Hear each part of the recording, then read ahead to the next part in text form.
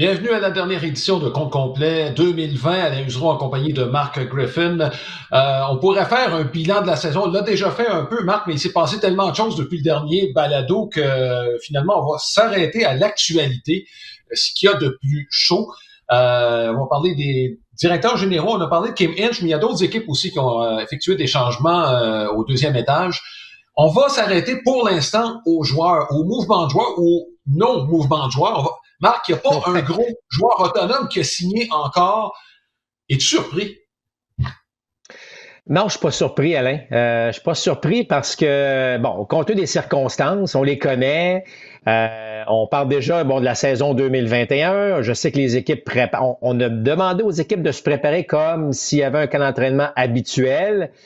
Mais il y a déjà, on entend parler des choses selon l'association des joueurs. Il y a certains propriétaires qui disent on pourrait peut-être pas commencer à temps. Donc, il y a comme toujours cette espèce d'incertitude qui peut-être empêche une certaine négociation avec certains joueurs. Oui, je suis surpris en fait qu'il n'y ait pas plus de joueurs, et là, je parle pas de joueurs de premier plan, là, je parle pas de Trevor Bauer, par exemple, mais qu'il n'y ait pas eu plus de mouvement de personnel. Là, j'ai l'impression que ça va débouler rapidement après les fêtes, parce que, évidemment, si, Alain, le calendrier normal reprend, on parle de mi-février là, pour les lanceurs et receveurs, donc il va falloir faire très, très rapidement, puis si on veut s'aligner pour quel genre d'équipe. Donc, ça a été très au ralenti, mais ça va s'annoncer très excitant au cours des prochaines semaines. Bon, deuxième point sur le même sujet, et Marc, on en a parlé lorsqu'on a vu les noms qui étaient pour être joueurs autonomes. Et là, je parle de l'âge des joueurs. On l'a vu dans le cas de DJ LeMahieu, ça a été rendu public. Le problème, c'est pas le 25 millions, Marc, la différence entre les Yankees et DJ LeMahieu, c'est la fameuse 5e année. J'ai l'impression que là où ça cloche entre les gros joueurs autonomes et les équipes, c'est sur la durée des contrats. On va avoir le 200 millions pour 7-8 ans, Marc. Je m'excuse, mais on a vu la tendance au cours des dernières années, à moins d'être joueur autonome à 27 ans, comme un Bryce Harper, par exemple, ou encore un Mike Trout qu'on veut garder pour toutes sortes de considérations, que ce soit historique ou encore sur le terrain. Bon, ce sont des exceptions. Mais j'ai l'impression, Marc, que le fait qu'à peu près tous les gros joueurs autonomes ont 30 ans ou plus, fait en sorte que la 6e, 7e, 8e année, les équipes veulent pas leur donner maintenant, là. Non, ça c'est clair. Je pense que le message est clair là-dessus. Écoute, tu parles de DJ LeMahieu, là. Tu parles quand même, 32 ans, mais voilà. Quand même, selon moi, encore probablement certainement parmi les 5 meilleurs frappeurs de tout le baseball, là, la façon dont ce gars-là s'élance sur n'importe quel tir, capable de frapper la balle au champ posé, a démontré sa puissance avec les Yankees, entre autres. Alors, c'est sûr que ce gars-là, avec sa forme physique, il est encore capable de vous en donner pas mal pour 2-3 ans. Le problème, dans le cas d'un DJ LeMahieu, c'est effectivement qu'est-ce qui va se passer lors de la 4e, de la 5e, de la 6e année de contrat. On va voir, Alain, j'ai l'impression, des nouveaux types de contrats. Et si on donne une 5e année ou une 6e année, tu vas voir vraiment une baisse salariale, selon moi, là, qui va être assez drastique. Donc, est-ce que on pourrait voir, par exemple, un contrat de 5 ans dans le cas de LeMahieu, ou que les 3 premières années, donc à l'âge de 33, 34, 35, c'est même probablement une valeur supérieure à ce qu'on voit actuellement, ce qui fait bizarre à dire, mais quand même. Mais qu'on pourrait voir quand même, pour que ces gars-là aient une 4e ou une 5e année, peut-être une chute drastique à ce moment-là du salaire. Tout est en train d'innover, tout est en train de changer. Les données, les statistiques, tout ça fait en sorte que le baseball change. Et là, on se retrouve dans une pandémie en plus, donc il y a évidemment le défi financier.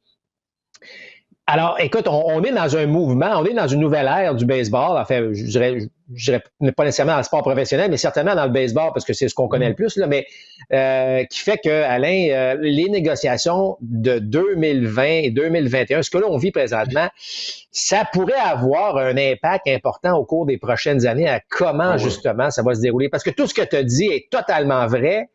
C'est la réalité. Je suis pas certain que tous les agents ou tous les directeurs gérants ou les propriétaires voient tout ça du même œil, mais c'est clair que les gars de 30 ans vont avoir beaucoup d'ennuis à aller chercher, plus de 30 ans évidemment, d'aller chercher des contrats comme ça à long terme. Alors, qui va être le premier gros nom à accepter, par exemple, un gars de 30, 31, 32 qui va accepter un contrat de 3 ans ou de 2 ans? Ça, je veux dire, il va y en avoir, là. Et là, ben, ça sera savoir quelle sera la tendance par la suite. Bon, un autre aspect, Marc, puis je pense que c'est pas négligeable, c'est que le 1er décembre, il y a 59 joueurs qui se sont ajoutés au nombre de joueurs autonomes qui était déjà impressionnant. Ça, ce sont des joueurs qui se sont trouvés libres parce que leur équipe n'a pas voulu déposer une offre qualificative, des joueurs admissibles à l'arbitrage. Il y a 2 noms que je retiens. Il y en a plusieurs autres, là, 59 en tout. Mais il y en a 2 que je retiens. J'étais très surpris de voir le nom de Kyle Schwarber dans ce groupe-là, Marc. Et l'autre gros nom, à mes yeux, c'est Eddie Rosario des Twins du Minnesota, qui n'a pas eu une très bonne saison, mais les Twins ont mis leur bille ailleurs. Ça, c'est assez évident. Ils ont quelques prospects qui veulent faire jouer, puis je pense qu'on a décidé d'aller ailleurs avec Rosario. Mais dans le cas de Kyle Schwarber, Marc, là, il n'a pas signé de contrat. Financièrement, je te parle juste financièrement, est-ce qu'il y a un lien entre Schwarber, ce qui va arriver, et ce qui va arriver avec DJ LeMahieu? C'est pas la même position, je te dis juste financièrement parce que je pense, bon, on a donné l'intention aux Yankees de New York d'être intéressants à Schwarber et qui ne le serait pas avec un frappeur gaucher de la sorte au Yankee Stadium, là. Ce serait, bon, on peut deviner qu'ils ont été fortement intéressés. J'ai comme l'impression que si LeMahieu dit non, on va dire, oups, ben, peut-être qu'on pourrait se diriger vers un Kyle Schwarber. Et là, je te parle juste sur le plan financier, parce que c'est pas la même position. Je sais pas si ça se tient, Marc, mais j'ai l'impression que les 2 dossiers sont reliés, moi.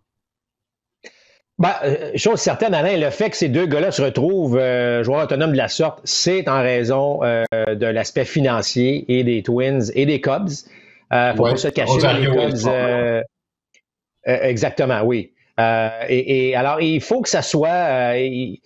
écoute, encore une fois, on vit des choses qu'on ne pensait pas vivre. Évidemment, là, je parle de la pandémie, mais je parle aussi de l'aspect baseball, là, de toute l'industrie du sport là, qui est affectée par cette situation. Donc, moi, je suis pas surpris d'avoir un Schwarber. Tu sais, surtout les Cubs, tu avais des choix à faire, là. Puis il y a encore des rumeurs avec Chris Bryant. Bon, il y a un paquet de choses qui se déroulent du côté de Chicago. Évidemment, Theo Epstein qui a quitté aussi l'organisation. Donc, il y a des changements à gauche, à droite. Les Twins, tu en as parlé dans le cas de Rosario. Ça fait... Écoute, ce que ça fait, Alain, c'est que là, il va y avoir à un moment donné l'effet d'entonnoir. Il y a des joueurs, de très bons joueurs, qui ont eu peut-être pas de très bonnes statistiques en 2020, mais qui ont démontré, par exemple, en 2018-2019, qu'ils étaient capables de produire. Mais il y en a qui vont se retrouver avec des contrats pas mal en deçà de ce qui se passe. Puis d'ailleurs, si tu regardes la tendance actuelle, là, je sais qu'il n'y a pas eu beaucoup de joueurs qui ont signé, bon, les James McCann et compagnie, mais écoute, la moyenne du baseball, c'est quoi? 4,4 millions de dollars. Ouais. Et il n'y a pas un joueur, là, il n'y a pas beaucoup de joueurs actuellement qui ont été mis sous contrat.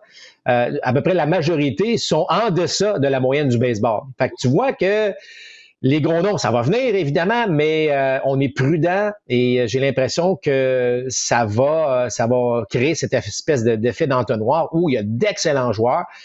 Puis peut-être que Schwarber va faire partie de ce groupe-là où on pourrait s'attendre à avoir un salaire X, mais ça sera probablement pas le cas, à moins, évidemment, comme tu as mentionné dans le cas de LeMahieu et de Schwarber, où les Yankees pourraient se retourner.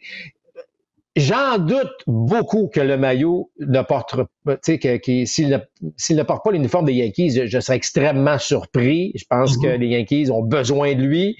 On joue c'est normal, on joue le jeu de négociation actuellement, puis on va avoir d'autres noms qui vont être associés aux Yankees probablement, tant et aussi longtemps que LeMahieu ne sera pas mis sous contrat. Mais je vois pas comment les Yankees vont laisser aller un tel frappeur à ce stade-ci. Oui, et si on parle de Schwarber, certains diront on a déjà quelqu'un au premier but avec Luke Voit, on a déjà notre frappeur de choix avec Stanton. Et je comprends tout ça, Marc. Le seul problème, c'est quand on regarde l'alignement des Yankees, on n'a plus ce frappeur gaucher de puissance. On ne l'a pas présentement. Il y en a beaucoup qui frappent au champ opposé, là, ça revient pratiquement au même, sauf que quand on a un redoutable droitier au monticule, ton frappeur gaucher que t'aimes au milieu de l'alignement, présentement, tu ne l'as pas. Et les Yankees, historiquement, en ont toujours eu au moins un. Et Schwarber, je pense, viendrait combler une lacune qui, ça pourrait peut-être coûter, malheureusement, je pense que j'ai Luke Voigt, parce que j'ai l'impression que Schwarber pourrait se retrouver au premier. Ce serait une bonne monnaie d'échange si on veut un lanceur partant, mais toujours est-il que c'est ce frappeur gaucher-là qu'on n'a pas chez les Yankees de New York. Et Marc, on a toujours carburé avec ces frappeurs gauchers-là chez les Yankees. C'est vrai qu'il n'y en a pas une tonne. Là. Tu sais, tu penses à Hicks, peut-être, qui est frappeur ambidex, mais qui frappe de la gauche. Mais effectivement, il y a certes des possibilités. Oui, on a beaucoup de frappeurs droitiers. Moi-même, j'avais été surpris lorsqu'on avait mis ce contrat. Enfin, on est allé chercher Giancarlo Stanton parce qu'on savait que Judge s'en venait. Là, évidemment, à l'époque, on avait Grégorius qui pouvait jouer le rôle de frappeur gaucher. On n'a plus Grégorius à ce niveau-là. Et là, ben les soi-disant, je vais les appeler les surprises là, de 2019 des Yankees. Luke Voigt en fait partie, Urshela en fait partie, tous ces gars-là. La plupart sont des frappeurs droitiers. Qu'est-ce qui va arriver avec Sanchez derrière la main? Donc, il y a un paquet de questions, mais ça serait pas du tout surprenant que Schwarber aboutisse avec les Yankees de New York. Même si on met ce contrat DJ LeMahieu. Moi, ce que je serais surpris, c'est de voir que Schwarber aurait un salaire bien en dessous, bien au-delà des grandes vedettes qui n'ont pas signé jusqu'à maintenant. Ça va être vraiment un marché le fun à suivre parce que, comme je l'ai mentionné, cette tendance-là qui s'en vient, qu'on va voir, ça va être tout nouveau. D'après moi, on va être là pour un petit bout de temps par la suite. Es-tu surpris que les Yankees aient conservé les services de Gary Sanchez? Moi, je le dis depuis le début, moi, je pensais qu'il deviendrait joueur autonome, que les Yankees iraient ailleurs, surtout avec le rendement défensif des Higashioka. La différence était nette cette année. Semble-t-il qu'on ne veut pas se départir de ce que le potentiel de Sanchez pourrait amener dans le fond. Ben, ça fait longtemps qu'on s'accroche à ça chez les Yankees. Et tu sais, on a peur, on la connaît, la puissance pure de Sanchez. Il y a un bras canon. Mais écoute, Alain, les matchs les plus importants des Yankees l'année dernière, c'est pas lui qui était là. Alors, est-ce que on croit qu'on est capable de encore? Ben, moi, je trouve qu'on s'accroche un peu. Je pense que la meilleure chose qui pourrait arriver à Sanchez, c'est de s'en aller ailleurs pour sa carrière personnelle. Maintenant, il doit être bien content d'être avec les Yankees, mais je pense que la pression de jouer pour les Yankees, la production, probablement que ça ne l'aide pas actuellement. Puis le fait qu'il n'a pas été utilisé en série ou à peu près pas l'année dernière est un message assez fort. Donc, oui, je suis surpris que les Yankees le gardent. Par contre, est-ce qu'on peut s'en servir comme monnaie d'échange aussi? Il y a des choses là-dedans. Puis on ne sait jamais, tu sais, un poste de receveur... McCann faisait partie peut-être des joueurs potentiels à aller se retrouver avec les Yankees et finalement se retrouve ailleurs à New York. Et puis des receveurs de la sorte, il y a toujours un Molina qui est disponible en passant, qui pourrait, il y a certaines rumeurs qui l'amènent à gauche, à droite. Mais c'est ça qui est intéressant, c'est que la qualité des joueurs autonomes actuellement peuvent carrément changer l'allure d'une équipe. Tu sais, la mise sous contrat d'un ou deux gars, et ce qui pourrait vraiment, vraiment rendre le marché fort intéressant par la suite. Bon, tu parlais de McCann, c'est un des deux joueurs autonomes qui ont embauché dont j'aimerais qu'on parle. Dans le cas de James McCann, il n'y a pas eu beaucoup de stabilité derrière le marbre au fil des années avec les Mets de New York. Je pense qu'il faut monter presque à Todd Hundley. Moi, j'aime beaucoup cette embauche-là. C'est un contrat de 4 ans. C'est un des contrats les plus lucratifs qui a été signé jusqu'ici. Ça va être dépensé à un moment donné, là. Mais McCann avec les Mets, je ne déteste pas cette embauche-là, Marc. Est-ce que ça vient aussi couper sous le pied une équipe fortunée dans le cas de JT Realmuto? Parce que là, c'est une équipe de moins dans le marché, donc une équipe de moins qui va faire monter les enchères. Est-ce que dans le fond, c'est pas un bon coup pour les Mets de New York sur le plan financier et sur le plan baseball? Ouais. Moi, j'ai toujours pensé, Alain, que des mises sous contrat tôt a souvent été à l'avantage des équipes. Tu sais, Lex Antopoulos, ça a été très bon là-dedans au cours des dernières années. Tu vas chercher un gars tôt, puis whoops, tu coupes peut-être l'herbe sur le pied d'une équipe qui pensait peut-être que... et ça surprend, effectivement, dans le cas de Realmuto, qui semble être, selon plusieurs, évidemment, le receveur tant convoité, qui pourrait, je parlais tantôt, changer un peu l'énergie ou la synergie d'une équipe. Certes, Realmuto est capable de le faire à tout point de vue. Moi, j'aime ce que je vois des Mets, Alain. J'aime cette nouvelle attitude. Nouveau propriétaire, nouvelle façon de voir les choses. Bonne nouvelle dans le cas de Robinson Cano, on n'est pas obligé de le payer cette année à 24 millions, donc ça donnait un peu d'argent pour aller mettre sous contrat un gars comme McCann. Tu sais, l'année dernière, là, avant la COVID-19, Rappelle-toi, moi, j'avais placé les Mets au premier rang parce que je me disais, bon, Syndergaard, évidemment, DeGrom, puis toute la qualité des lanceurs partants. Puis bon, là, évidemment, Syndergaard qui a décidé de subir l'opération de type Tommy John, tout ça a changé. Mais ça reste une équipe mystérieuse, mais mystérieuse du bon côté. C'est-à-dire que ça peut débloquer.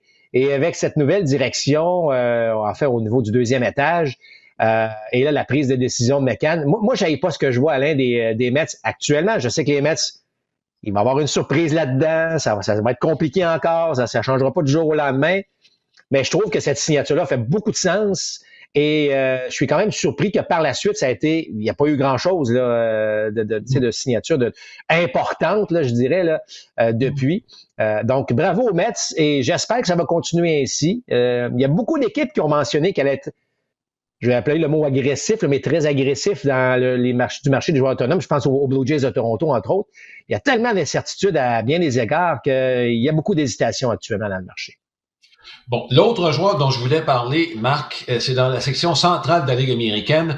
Et je parle des Royals de Kansas City. Bon, il y a Michael Franco, plutôt Carlos Santana qui vient de s'entendre avec les Royals, mais c'est pas de lui dont je veux parler. Ouais. Et c'est Mike Minor, qui a eu 2 très bonnes saisons avec les Rangers du Texas en 2018-2019. L'année passée, ça s'est moins bien passé avec les Rangers et avec les A's d'Oakland lorsqu'on l'a acquis en fin de saison. Sauf que, Marc, c'est une embauche. Je sais déjà le refrain que tu vas me servir lorsqu'on va parler de cette embauche-là. Parce que toi, tu as vu lancer Brady Singer, le jeune Brady Singer des Royals de Kansas City. Ouais. Je sais que tu étais emballé par ce que tu as vu. Il y a Brad Keller aussi au sein de cette équipe-là, qui est un autre très bon jeune lanceur. Jake Jonas, ça fait longtemps qu'on l'attend. Mike Montgomery est encore là. Il y a Danny Duffy. Il y a de très bons jeunes bras. Mike Minor qui s'en vient servir de grand-père, j'imagine, à toute cette cuvée de jeunes lanceurs des Royals. Là. J'adore. Alain, tu sais que je suis un grand partisan de ce genre de geste-là. Je trouve ça bien. On sait qu'on a quelque chose à Kansas City là, présentement. Tu as nommé les paquets de jeunes lanceurs. Ouais. Il y a quelque chose qui s'en vient. On a gagné une série mondiale il n'y a pas si longtemps que ça. On connaît peut-être la recette, on a développé, mais là, t'entoures cette jeunesse-là par des gars d'expérience, des gars qui ont gagné récemment, connu du succès. Ça n'a pas de prix. Puis bon, peut-être qu'on connaît pas tout à fait les raisons de gars de Minor, dans le sens que est-ce que ne veut pas lancer dans un grand marché? Est-ce qu'il est à l'aise avec un marché comme Kansas City? De toute évidence, oui. Là, mais il a déjà lancé à Kansas City en passant. Exactement. Donc, il y a parfois des raisons là, qui nous échappent, en fait, qui sont même très personnelles. Mais moi, je vous dirais, quand j'ai entendu cette nouvelle, je me dis, enfin, c'est parfait, Alain, il faut entourer ces jeunes-là de vétérans qui vont vous en donner. Là, c'est pas juste d'agir comme grand-père, d'être sur le banc, de donner des tapes dans le dos, puis de dire, écoute, fais ci, fais ça. C'est écoute, Minor est capable d'en donner encore sur le terrain, au monticule. Moi, j'aime ça. Je vais toujours approuver ça. Puis t'as beau me parler de toutes les nouvelles statistiques au monde, puis que lui, il fait ci, il fait ça. Il n'y a rien comme l'aspect humain d'un vétéran qui dit, voici comment on fait ça, voici comment ça marche, voici comment on devrait se comporter dans telle et telle situation. Ça fait donner... Écoute, ça augmente de 5 ans probablement, éventuellement, l'expérience d'un jeune à force d'écouter un Mike Minor, par exemple. Donc, bravo aux Royals de Kansas City qui ont agi de la sorte, mais qui en même temps se retrouvent avec un excellent lanceur qui, il faut le dire, avait une belle feuille de route, surtout au cours des 2-3 dernières années. Là. Oui, écoute, dans la même veine, est-ce que c'est une équipe offensivement de bon, il y a Jorge Soler il y a 2 ans qui a été très bon l'année passée, blessure. Whit Merrifield est encore avec l'équipe à la surprise de plusieurs. Peut-être qu'on l'a gardé parce qu'on savait qu'il s'en venait au monticule. Là, Carlos Santana s'en vient et j'ai l'impression que par rapport à ce que tu viens de dire, Marc, son embauche équivaut un peu à ce que Mike Minor va amener dans le sens où les Royals, c'est pas une équipe qui se rend sur les buts beaucoup alors qu'on connaît la qualité première offensive de Carlos Santana, c'est d'accumuler des buts sur balle puis de se rendre sur les buts. Il y a 30 ans, Marc, on n'aurait jamais vu Carlos Santana, premier frappeur d'une équipe. C'est pas si stupide de penser que ça pourrait être le cas avec les Royals. Là. Absolument pas, mais ça fait partie des changements du baseball. Moi, je veux dire, j'ai rien contre ça. La seule chose, c'est que tu sais que, bon, durant la la saison hivernale, il y a beaucoup de gens qui se prononcent sur le nouveau baseball, on va l'appeler ainsi, Oui. là. Bon, les retraits sur des prises, les buts sur balle, donc la moyenne de présence sur les buts, les coups de circuit. Ça commence à faire chicoter beaucoup de monde à l'intérieur du baseball, hein. Donc, pour répondre à ça, oui, je serais pas surpris de voir un Santana premier frappeur compte tenu de cette moyenne de présence au bâton. Oui, son expérience vient ajouter évidemment aux Royals. Moi, j'avais pas ce qu'on est en train de faire avec Kansas City. Mais on va se questionner encore, Alain, sur cette nouvelle ère du baseball qui ne semble pas plaire à tant de monde que ça. Et de voir peut-être un Carlos Santana comme premier frappeur, ben ça peut en chatouiller encore quelques-uns parce que lui, la raison unique serait cette moyenne de présence sur les buts. Et au dire de plusieurs, ben c'est pas comme ça que le baseball devrait se jouer. Mais bon, ça reste que Kansas City se bâtit d'une manière bien différente de d'autres équipes. Mais on peut pas les blâmer, compte tenu évidemment de leur aspect financier. Moi, je trouve qu'ils sont en train de se montrer une pas pire équipe à Kansas City. Et sans dire qu'on va lutter pour la première place, on va commencer à avoir à causer, disons, des défis additionnels à ces équipes de la centrale là. Oui, et d'ailleurs, Greg Holland qui a fait un excellent retour l'année passée avec les Royals, celui qui était le releveur numéro 1 des Royals aux belles années. Beau retour l'année passée, il a décidé de revenir avec les Royals. Marc, tu as ouvert la porte en ce qui concerne la façon dont le baseball est aujourd'hui. On va en citer deux hommes de baseball qui se sont exprimés à ce sujet-là. D'abord, Don Mattingly. Mattingly, il n'aime pas le fait qu'il n'y ait pas beaucoup de balles en jeu. Moi, ce que j'ai pas aimé, c'est qu'il s'en est pris aux défenses adaptées. Il semble pas être très friand, mais c'est parce que les défenses adaptées n'ont rien à voir avec le nombre de balles en jeu. Moi, c'est ça qui me chicote un petit peu dans son analyse. Et moi, ça fait longtemps que je tape sur le même clou, Marc. Si tu veux plus de balles en jeu, faut que tu appelles la zone des prises comme elle doit être appelée. Je pense que la solution passe par là et pas par d'autres choses. Plus de balles en jeu, plus de bons jeux en défense et plus de gars sur les buts qui vont peut-être courir davantage. Moi, écoute, Marc, je vois pas d'autres solutions, honnêtement, pour avoir plus de balles en jeu, pour modifier l'approche des frappeurs. Et c'est clair. C'est clair que ce qu'on a besoin, c'est des balles en jeu. T'sais, parce que les balles en jeu vont faire en sorte qu'on va avoir des jeux spectaculaires. Puis, moi, les défenses adaptées, honnêtement, j'ai jamais eu de problème avec ça. C'est sûr qu'au début, lorsqu'on a vu ça davantage, je me disais, ouais, OK, là, comme frappeur qui aime tirer la balle, ouf. En tout cas, moi, je n'aurais arraché, je peux dire ça, là, dans le sens que je suis convaincu que ma fameuse charte, là, on se serait tassé du côté droit pas mal. Il aurait fallu que je m'adapte beaucoup à ça. Par contre, j'avais une certaine vitesse, donc ça m'aidait. Mais je pense vraiment aux frappeurs gauchers qui sont un peu plus lents. Ça les nuit beaucoup. Par contre, le sport et le baseball, évidemment, fait pas exception. C'est un sport d'ajustement. C'est constamment de l'ajustement. Et là, les défenses adaptées, oui, on fait en sorte qu'il faut changer la donne au niveau de frapper la balle un peu partout sur le terrain. Mais ça prend plus de balles en jeu. Mais bon, je sais que Moneyball a créé des choses intéressantes parce qu'on a compris que le but sur balle devenait très important, que la moyenne de présence sur les buts devenait une statistique importante, là, ce qui n'était pas nécessairement le cas dans mes années. Oui, on la soulignait, mais on était encore à l'époque, Alain, de la fameuse moyenne au bâton. Là.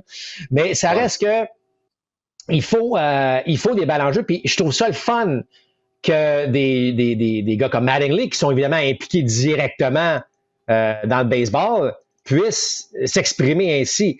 Ça va en prendre plus, puis j'espère que la plupart vont, en tout cas ceux qui n'aiment pas cet aspect-là, vont s'exprimer davantage pour qu'on puisse peut-être en avec des solutions. Et je suis d'accord avec toi, Alain, il n'y en a pas 1000 solutions. Et les solutions sont la fameuse zone des prises. J'étais pas le plus grand fan qu'on amène la technologie trop dans le baseball. Oui, qu'on la porte, mais là, disons qu'on a peut-être même exagéré à certains niveaux. Mais, tu sais, lorsque les frappeurs et les lanceurs demandent la zone de prise électronique, on sait que ça s'en vient. Je sais que ça enlève un aspect humain, mais si on a une vraie zone de prise, moi, je suis vraiment d'accord, c'est que on va se retrouver avec des gars qui vont s'élancer un petit peu plus tôt dans le compte. Donc, ce qui va arriver, moins de buts sur balle et plus de balles en jeu. Donc, la solution est vraiment c'est de respecter la zone des prises. On parle même pas de la changer, Alain, hein. C'est de respecter la zone des prises telle qu'elle est dessinée actuellement. Et je suis convaincu que ça aiderait donc. Mais le seul moyen de l'appliquer correctement, malheureusement, c'est via la zone de prise électronique. Et dans ce cas-ci, ben là, on verra des joueurs s'élancer tôt parce que tu sais, le grand défi, puis on l'a vu aller à plusieurs reprises, si on a la zone de prise 3 dimensions, ça se peut que tu sois 0 et 2 puis que tu as 2 balles qui ont touché le sol. Là. Tu comprends? Ouais. Que si tu veux pas te retrouver dans cette situation-là, ben là, on va commencer à avoir des philosophies de frappeurs beaucoup plus agressives, ou en tout cas, ben oui, parce que il va falloir que tu t'élances tôt. Puis, ce qui est le fun avec ça, c'est qu'il y en a des joueurs au fil de leur carrière, puis il y a plusieurs d'ailleurs qui sont au temple de la renommée, qui ont connu des carrières où ces gars-là étaient reconnus pour s'élancer très tôt dans le compte. Alors, donc, il peut y avoir du succès à le faire aussi, mais il n'y a aucun doute là-dessus. Il faut qu'il y ait plus de balles en jeu. On n'a jamais eu autant de bons athlètes en défense. Tu sais, le champ gauche que tu voulais cacher ou le premier but que tu voulais cacher, ça n'existe plus, ça. Les gars sont bons, sont athlétiques. Les bras, on n'a jamais été aussi puissants pour des joueurs de troisième but, des joueurs barricaux. Tu sais, imagine une balle frappée du côté gauche des Padres. C'est soit Tatis ou Machado qui attrape la balle. C'est un plomb au premier but, c'est sûr, ça va aller à peu près entre 95 et 100 000 à l'heure au premier. Tu sais, c'est extraordinaire, puis tu veux payer pour voir ces gars-là faire ces relais-là. Mais pour ça, ça prend plus de balles en jeu. Oui, et d'ailleurs, tu parlais de joueurs qui s'est lancé tôt. On en a connu un à Montréal qui s'est lancé tôt et qui faisait contact souvent, qui est au temple de la renommée. Hein? Un grand voltigeur de droite, là, un dénommé Vlad. Dénommé Vlad, tu pourrais parler d'un autre voltigeur de droite en Walker, puis tu pourrais même parler d'un voltigeur de gauche en Moïse Salou, qui, les gars, s'est lancé assez tôt dans le compte, malgré leur part de but sur balle. Exact.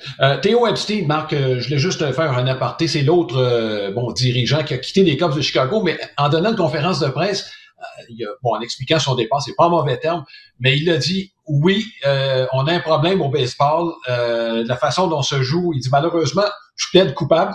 Il l'a dit lui-même, notre façon de faire les choses a fait en sorte qu'on est devenu, on a créé le baseball tel qu'il est aujourd'hui. Donc, il reconnaît que effectivement la façon de jouer, Moneyball fait en sorte qu'on a changé des choses. Faut voir le baseball différemment. Moi, c'est la façon dont je vois les choses. Marc, un match de baseball demeure un bon match de baseball. Il se joue différemment et il va y avoir d'autres ajustements qui vont être apportés. Moi, en tout cas, dans le cas de Theo Epstein, il veut faire partie de la solution. Il l'a bien mentionné aussi. C'est un gars intelligent, Marc. Je pense que s'il y a quelqu'un qui peut apporter quelque chose, c'est bien lui. Puis ce qui est intéressant dans ce qu'il a dit, et même ce que Don Mattingly a dit à ce niveau-là, c'est que ce sont tous des gens qui, au départ, étaient réticents, par exemple, avec le coureur au deuxième but en manche supplémentaire ou, les nouvelles règles qu'on a appliquées. Bon, évidemment, avec la COVID, il y en a beaucoup qui ont mentionné que, que c'était exceptionnel, on va le faire, mais ça restera pas. Pour s'apercevoir que finalement, ça fait bouger les choses. Ça fait en sorte qu'on est davantage, il y a plus d'action. Et je trouve ça intéressant parce que les deux, Mattingly et Theo Epstein, ont mentionné que on est prêt à accepter d'autres changements. Le baseball, longtemps, était très conservateur, c'est correct, c'était comme ça à l'époque. Là, il y a des changements en vue. On sait, il y a une clientèle qui est vieillissante. Oui, il y a beaucoup de jeunes qui jouent au baseball, mais c'est pas nécessairement ces jeunes joueurs-là n'écoutent pas toujours nécessairement des matchs. Il faut trouver un moyen que ces jeunes-là s'accrochent aussi au baseball majeur en termes de téléspectateurs. Alors, je trouve ça, j'aime leur ouverture d'esprit. Oui, ils sont critiques. Oui, on fait peut-être partie, évidemment, des problèmes et ils le réalisent. Mais là, allons-y avec des solutions rapidement. Alors, j'espère qu'on va pouvoir trouver d'autres solutions. Il y a d'autres règles qu'on pourrait implanter, Alain, rapidement, qui pourrait aider. Puis là, je parle pas de changer l'allure du match. Là. Je pense pas. Je pense simplement d'avoir un meilleur rythme qui va permettre, évidemment, comme on l'a mentionné, de voir des joueurs en défense spectaculaires réaliser des jeux. Et ça va attirer, évidemment, davantage de jeunes à ce niveau-là. Parfait. Marc, quelques nouveaux directeurs généraux, on a parlé de Kim Inge. On va commencer par deux équipes parce que j'ai l'impression que le défi est à peu près le même, c'est-à-dire changer la culture d'entreprise. Ça, c'est bon à tous les niveaux, pas seulement dans le sport, mais dans le milieu des affaires également. On a parlé des Mets de New York un peu plus tôt. Jared Porter, c'est un gars de la mouvance Moneyball. Il a travaillé avec Theo Epstein auparavant. Il arrivait de l'Arizona. Il a travaillé avec les Cubs et les Red Sox de Boston avec Epstein et son groupe. L'autre avec les Angels, Perry Minasian, qui lui a fait ses classes avec Alex Antopoulos, notamment avec les Braves d'Atlanta et avec les Blue Jays de Toronto. Dans les deux cas, Marc, je pense qu'il y a un parallèle à faire. C'est une culture d'entreprise qui est à changer pour différentes raisons. Probablement, c'est pas le talent qui a manqué chez les Mets de New York, mais je pense qu'il est à peu près temps qu'on se donne une direction. James McCann, c'est peut-être un début. Puis chez les Angels, Marc, je veux pas lancer la pierre à Mike Scioscia, mais je pense qu'il a eu trop de pouvoir pendant trop longtemps au sein de cette organisation-là. Bon, écoute, oui, tu fais bien de le dire, deux changements, deux cultures différentes, en fait, de changement de culture. Moi, ce que j'aime de ces deux directeurs gérants que tu as mentionné, Alain, c'est que leur background, donc leur travail au niveau baseball, au départ, était du développement. C'est des dépisteurs, c'est des joueurs, c'est des découvreurs de talent. C'était ça qui ont fait en sorte que leur réputation au fil du temps dans le baseball a été bon. C'est qu'ils ont su développer, trouver. Et ça, Alain, je trouve que ça a beaucoup de valeur pour un directeur général. Lorsque tu as été sur le terrain, puis que t'as tenté de mettre sous contrat des joueurs, t'es allé voir c'est quoi, puis là, au fil du temps, ben tu vois qui réussit, qui réussit pas. Cette expérience-là de développement de joueurs, moi, je trouve ça extraordinaire pour un directeur gérant. Et je regarde les directeurs généraux aujourd'hui qui ont plus de succès ou moins de succès. Bon, c'est difficile des fois à dire, mais tu sais, ceux qui semblent des fois avoir un peu d'avance sur les autres, c'est souvent ceux qui ont cette fameuse expérience au niveau du dépistage. Et ces deux gars-là l'ont exactement. Alors moi, je trouve ça fantastique que les Angels ont finalement un gars qui comprend le développement, parce qu'il faut pas se le cacher, Alain, au niveau des Angels, là. Caroline, on développe pas beaucoup, là. Oui, on a repêché Mike Trout, puis je comprends, mais tu regardes l'allure de la composition de l'équipe, il n'y a pas une tonne de gars repêchés, il n'y a pas une tonne de gars qui viennent de l'organisation. Alors ça, je trouve qu'on s'en va vraiment dans la bonne direction. Puis là, tu vois aussi la différence philosophique des équipes. Il y en a qui optent pour l'ancien, on va appeler ça l'ancienne gang, mais d'autres qui vont avec cette façon de faire. Moi, je trouve que ces deux embauches-là, bon, évidemment, il y a Chris Young, on pourra en reparler un peu plus tard, mais ce que je veux dire, c'est que je trouve que cette expérience-là, puis ça m'amène une petite parenthèse rapidement. Tu sais, je pense à un gars comme Alex Agostino, là. Tu sais, Alex qui est de chez nous, qui travaille pour les Phillies. En tout cas, c'est un gars-là qui pourrait facilement devenir, selon moi, un directeur général un jour. Peut-être un assistant directeur général actuellement. Compte tenu de son expérience qu'il a comme développement. Puis tu sais, Alain, ça a pas de prix, cette expérience-là, pour amener. Tu sais, pense à Alex Antopoulos, il a commencé comment?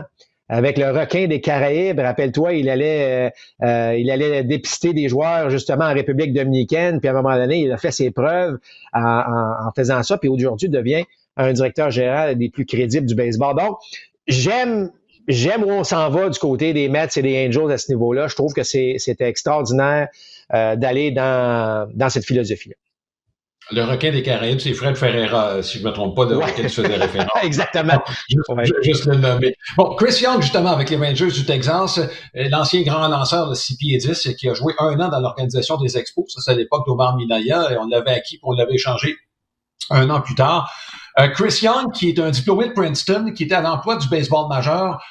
Princeton, Marc, donc c'est une bonne tête. Il habitait à la région de Dallas. On est allé chercher quelqu'un qui, a un intellect supérieur, c'est assez évident, et qui a joué au baseball. Pas beaucoup d'expérience en dehors, au sein d'une équipe.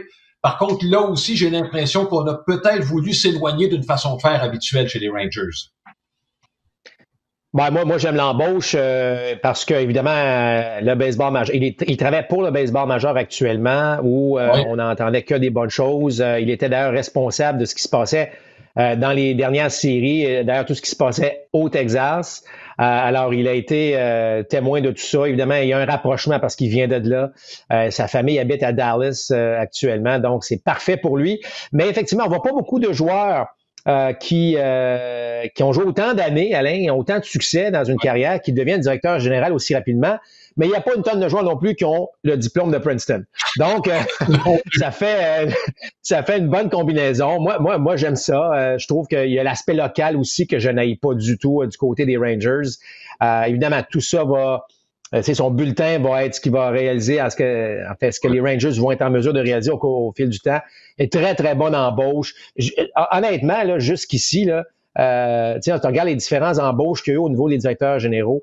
Ils ont tous selon moi, a été excellent pour les bonnes raisons, so far. Bon, c'est le dernier sur lequel on va s'attarder. Dave Dombrowski avec les Phillies de Philadelphie. Moi, je l'ai pas compris trop celle-là, Marc. C'est pas tendance. Écoute, c'est un terme qu'on utilise qui est galvaudé un peu. Mais si on peut se l'approprier pour cette situation-là, Marc, est-ce que Dave Dombrowski a réussi si tu veux, à se mettre à niveau par rapport à tout ce qui se fait dans le baseball d'aujourd'hui? Moi, je suis loin d'être convaincu. Tu regardes sa feuille de route, oui, bon, série mondiale, mais l'équipe qu'il a héritée avec les Red Sox de Boston, il a fait quelques échanges, c'est correct, mais c'est pas son équipe qui a gagné la série mondiale, c'est celle de son prédécesseur. Disons-le, Marc, bon, tu regardes au niveau du développement des joueurs, ces dernières équipes, ça n'a pas été extraordinaire. Bon, d'entrée de jeu, Alain, tu as raison. Je vais dire que j'adore David Dombrowski comme personne. Je l'ai connu à l'époque des Expos. Je l'ai connu lorsqu'il était avec les Marlins. Chic comme vraiment, là, c'est un gars extraordinaire. Par contre, regarde la façon dont il a laissé l'organisation des Tigers. Regarde la façon dont il a laissé l'organisation des Red Sox. Et là, je parle au niveau plus financier, mais je parle aussi, évidemment, en termes de développement de joueurs. Alors, c'est sûr que on fait pas wow. On s'entend là qu'on fait pas wow. Là, bon, on a embauché Joe Girardi comme gérant chez les Phillies. Écoute, on voulait aller de toute évidence avec de l'expérience, avec un nom, avec quelque chose qui est fort. Bon, c'est pas toujours facile d'aller travailler à Philadelphie, tu vas me dire, mais ça m'a surpris.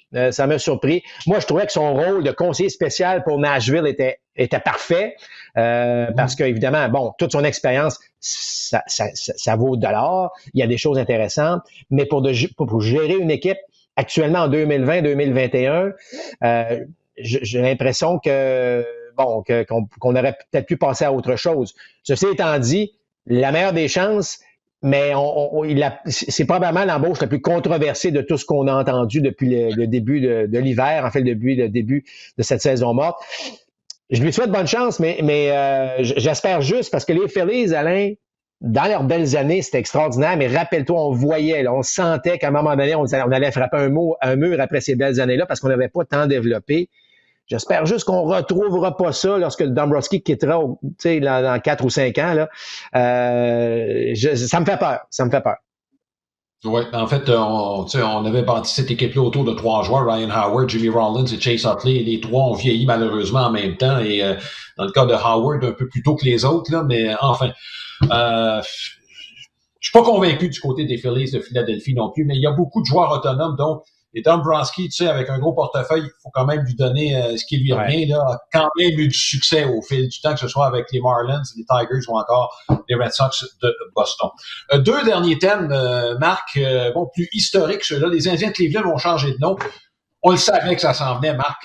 Je sais pas si tu as des suggestions pour le nom que Cleveland pourrait avoir. Moi, j'aimerais bien les Buckeyes pour ramener un peu le nom des Ligues des Noirs, justement, dont il sera question tantôt dans notre dernier sujet. Un nom historique serait les Naps. Je sais pas si tu connais l'historique des Naps, Marc, mais c'était pour honorer celui qui était leur joueur gérant et leur meilleur joueur à l'époque, Napoléon Lajoie. Ça nous ferait un petit velours aux francophones, aux franco-américains. Écoute, on change de nom. Je pense que c'est ce qu'il y avait à faire et ça va venir du côté d'Atlanta également. Bon, vous savez, moi, je suis pas pour, je suis pas contre, dans le sens que, tu sais, moi, mes premières impressions dans tout ça, c'est que je trouvais que c'était, comment je dirais, pour moi, c'était comme un honneur d'avoir des équipes avec des noms de la sorte. Semble-t-il que non. Alors, c'est correct. Tu sais, moi, j'ai pas de problème. Tu sais, on voit que tout change, le baseball change, mais il y a aussi la façon de penser qui change.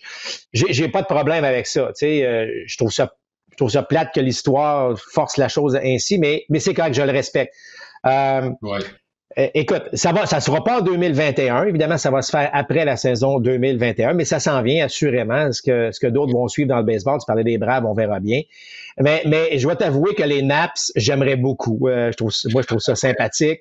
J'aime ça. Puis comme tu dis, ça sera un petit velours pour tout le monde ici au Québec ou tous ceux les francophones qui suivent le baseball. Mais Écoute, à suivre assurément, mais c'est un dossier qui pourra en influencer d'autres éventuellement, donc à suivre de façon importante là, au cours de l'année, parce que bon, les Indiens, c'est quand même une franchise qui existe depuis longtemps. Alors, c'est quand même une espèce de rebranding qui peut devenir intéressant pour l'organisation, mais tu peux pas te tromper là après ça. Fait que ça devient une décision assez importante.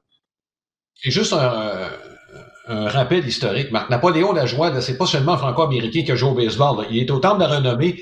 Et bon, ceux qui se rappellent de l'Association mondiale, là, je pense que la plupart vont être d'accord pour dire que c'est Bob Hall là, qui a lancé l'Association mondiale en signant avec les Jets. Mais Napoléon Lajoie, c'était la même chose avec. C'était une grande vedette de la Ligue nationale et on est allé l'arracher à la Ligue nationale pour qu'il s'amène dans la Ligue américaine. Donc, Lajoie, dès la première année de la Ligue américaine, a remporté la triple couronne. Donc, c'est pas le dernier venu, là, Napoléon Lajoie, c'est peut-être la plus grande vedette de l'histoire des Indiens de Cleveland. Dernière chose, Marc, les Ligues des Noirs, finalement, sont reconnues comme étant faisant partie du baseball majeur. Moi, Marc, quand on parle des Ligues des Noirs, bon, quel genre de calibre est-ce qu'on avait? Moi, je fais référence aux premiers qui sont arrivés. Là. Regarde Jackie Robinson. Jackie Robinson, en fait, aurait pu faire le saut directement avec les Dodgers de Brooklyn. Je pense qu'on voit ses statistiques à Montréal puisqu'il l'a fait dès son entrée avec les Dodgers. Tu sais, Montréal, c'était le tremplin qui lui a permis de servir de tampon entre ce qu'il attendait à Brooklyn. Et là, je parle pas sur le terrain, mais en dehors du terrain. Ouais. Et ce qu'il avait vécu dans les Ligues des Noirs. Mais il y a un nom qui me vient en tête. C'est un nom que tu connais pas, Marc, probablement. Luke Easter. C'est qui ça, Luke Easter? C'est un gros frappeur droitier de puissance des Ligues des Noirs.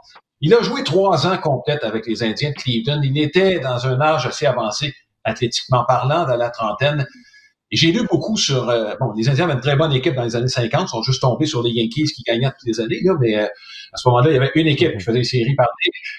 Mais Luke Easter, Al Rosen, qui était le joueur de troisième but étoile, disait ce gars-là a de la puissance comme il y a personne dans la Ligue américaine. Et là, on parle d'un joueur qui était probablement plus proche de 35 ans. Là, on disait qu'il était début trentaine, mais Marc, bon, quelques joueurs des Ligues des Noirs qui ont falsifié leur certificat de baptême là, en arrivant dans le baseball majeur.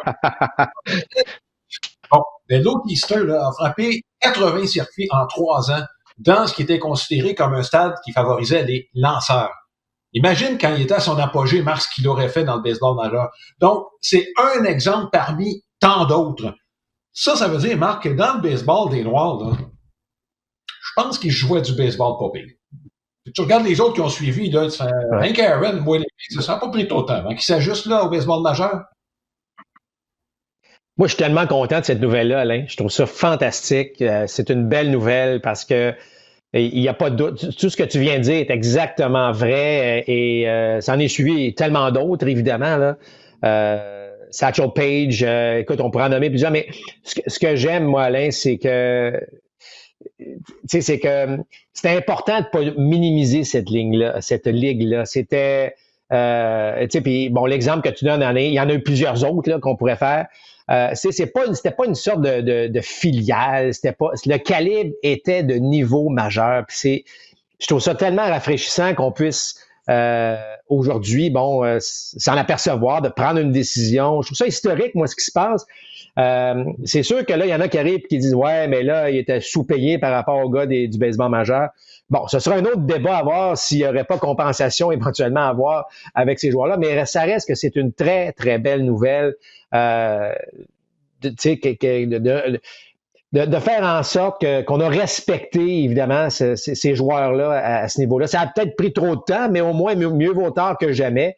Mais je trouve que, pour moi, cette décision-là a fait grandir le baseball, a fait grandir ceux qui ont pris cette décision-là pour comprendre que ce passé-là, Alain, cette ligue-là, ce calibre-là, ces joueurs-là étaient des joueurs parmi les meilleurs de tout le baseball.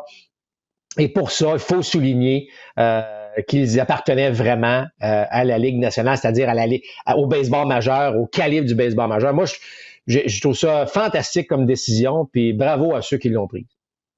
Oui, et je peux déjà te dire, Marc, et tu l'as entendu aussi, là, le bruit court à l'effet qu'il y aura probablement un honneur qui sera nommé pour Josh Gibson, qui était probablement le frappeur droitier de puissance, de son époque, assurément le meilleur, là. Ouais. Certains prétendent de tous les temps. Et il y a une chose que je veux préciser dans les statistiques, là.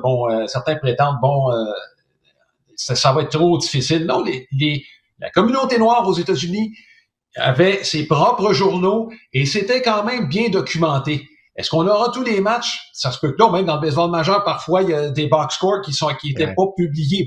On publiait pas le dimanche, Marc, jusqu'à il y a pas longtemps. Donc, ça se peut qu'il y ait des horaires de matchs qui manquent. Ajouter à ça qu'on jouait des matchs hors concours en plein milieu de la saison pour pouvoir se faire un peu d'argent, parce qu'on faisait de l'argent comme on pouvait, on survivait chez les Noirs. Écoute, même c'est souvent le cas malheureusement dans cette communauté aujourd'hui où les chances sont pas toujours égales. Mais ce que je voulais dire, c'est que les frappeurs vont probablement être reconnus davantage. Et pourquoi je dis ça, Marc? Parce qu'à ce moment-là, le nombre de joueurs par équipe était limité en raison des restrictions budgétaires.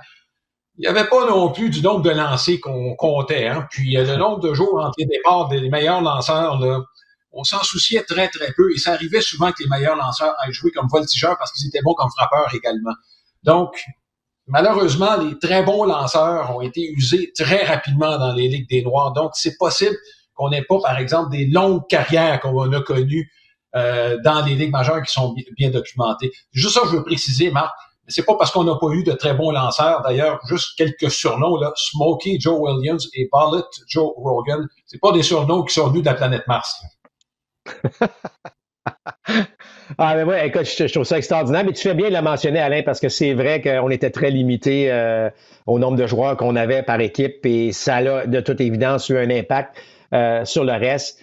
Mais en général, ça reste donc une très, très, très, très bonne nouvelle pour le baseball. J'ai hâte qu'on puisse mettre à jour ce livre des statistiques et des records et puis qu'on puisse maintenant en être bien fiers du côté de tous ces anciens joueurs et leurs familles, évidemment. Ouais. Marc, ça termine ce balado. On avait pas mal de choses à se raconter, mais j'ai l'impression que c'est pas fini. Il y a des camps d'entraînement, mais c'est parce que il y a encore pas mal de joueurs autonomes qui sont libres. Ouais. On va surveiller ça, évidemment, d'ici, j'ai l'impression, les prochaines semaines, à tout le moins le début du camp d'entraînement. Même s'il faut se rappeler, Marc, que Bryce Harper avait signé pendant le camp d'entraînement avec les Phillies de Philadelphie. Marc, je te souhaite de bonnes fêtes. J'espère qu'on aura une saison la plus complète possible en 2021. 2020 n'a pas été facile pour personne. Je souhaite à ta petite famille d'avoir plus de plaisir possible, évidemment, en tenant compte des restrictions qu'on a tout le monde. Merci Alain. Joyeuses fêtes à tout le monde, à tous les amateurs de baseball. Ouais. Et on se retrouve l'année prochaine. Salut tout le monde.